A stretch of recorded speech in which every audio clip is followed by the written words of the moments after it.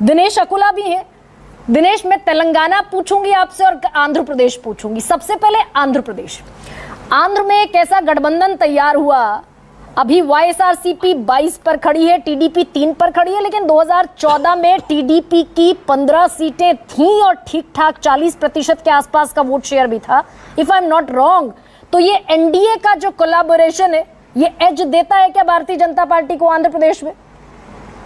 देखिए, जब ये जो कोलिशन हुआ उसमें 17 सीट्स टीडीपी लड़ रही है, 6 बीजेपी और 2 जनसेना को दिया गया पवन कल्याण। हाँ। पवन कल्याण को। तो जो कर्नाटका में जो लॉस अनुषा बता रही है, वो लॉस मुझे जो लगता है ग्राउंड में जब हम गए थे, तो मुझे जो लगता है जो लॉस जो है वो आंध्र प्रदेश में उनका अलायंस वर्कआउट कर सकता है। तो कितना सीट करेगा ये तो नहीं बता सकता, लेकिन जो भी लॉस कर्नाटका का है, तो मोटा मोटी आप यदि देखेंगे जो दक्षिण भारत का जो गेम है, मुझे नहीं लगता कि दक्षिण भारत से बीजेपी को बहुत ज्यादा सीट मिल जाएगा।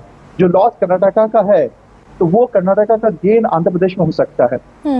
जो गेम है, जो पॉलिटिकल गेम, जो सीट का गेम जो है, जो बीजेपी कह रही है कि उनको ज्यादा मिलेगा, वो सिर्फ देखना है कि सिर्फ तमिलनाडु से यदि कुछ उनका ओपनिंग होती है, 1, 2, 3, वही गेन है।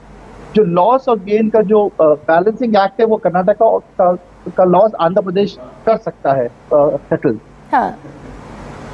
नहीं, लेकिन आप कर्नाटका से जो आंध्र को कंपेयर कर रहे हैं दिनेश, नहीं, मैं ये पूछ रही हूं कि आंध्र प्रदेश में विधानसभा में भी 0 और संसद में भी 0 बीजेपी के पास आंध्र प्रदेश का, अगर मैं गणित समझती हूं तो ये बढ़ेगा कहां से और कौन सी? हाँ, जब मैं बीजेपी की बात नहीं कर रहा हूँ, मैं अलायंस की बात कर रहा हूँ, क्योंकि वो तो बीजेपी 3 पार्टी का अलायंस बन गया वहां पर। हाँ, नहीं, अलायंस से इतर इंडिविजुअली बीजेपी, मुझे नहीं लगता 1 या 2 सीट से ज्यादा मिल पाएगा आंध्र प्रदेश में।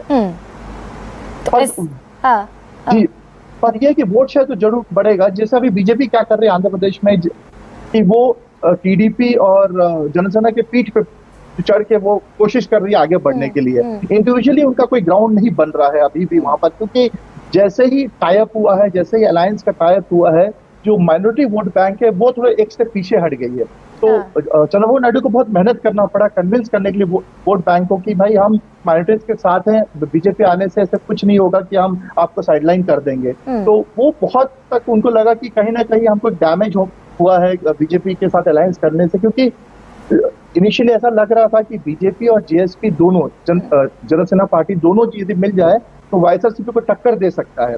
लेकिन मुझे नहीं पता कि क्या स्ट्रैटेजी है कि बीजेपी को बीच में लाया गया है। बीजेपी के लाने से थोड़ा सा जो माइनॉरिटी वोट बैंक है, जो दूसरा जो दलित, हाँ, यानी कि जो 2 ध्रुव थे, जो सियासत है आंध्र की, उसमें 2 बड़े ध्रुव टीडीपी और वाईएसआरसीपी, और इस बीच में बीजेपी के आने से ये गणित बिगड़ा है। लेकिन तेलंगाना का, दिनेश, अगर मैं पूछूं आपसे, तेलंगाना में बीजेपी ने वोट शेयर बढ़ाया है अपना विधानसभा चुनाव में, इस बात को दरकिनार नहीं कर सकते। 1 से 8 विधायक हुए बीजेपी के, 8 हुए। लेकिन प्रॉब्लम यह है बीजेपी के साथ कि जैसे आपने असेंबली इलेक्शन देखा होगा, जिस तरीके से यदि आप 28 स्टेट्स को देखें इंडिया में, उसमें सबसे अच्छा काम जो कर रहे थे वो कर रहे थे बीआरएस की गवर्नमेंट। ट्रीबीज की बात हो, डेवलपमेंट की बात हो, इन्वेस्टमेंट की बात हो, लेकिन वो बुरी तरह से हार गए हैं कांग्रेस के हाथों।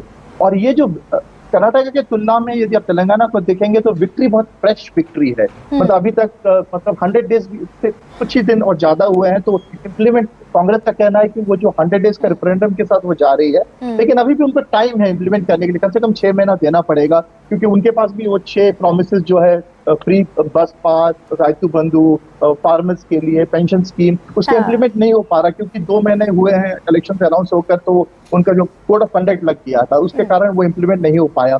तो कांग्रेस के लिए जो मुझे दिखता है ग्राउंड में, तेलंगाना में बैठा हूँ, यहाँ से जो दिखता है, तो बहुत अच्छा परफॉर्मेंस करने वाली है कांग्रेस कंपेयर टू बीजेपी। क्योंकि बीजेपी ने असेंबली में भी अचानक जब उनका एग्रेसिव स्टेट लीडर था, जो स्टेट प्रेसिडेंट था, उनको हटा दिया गया है।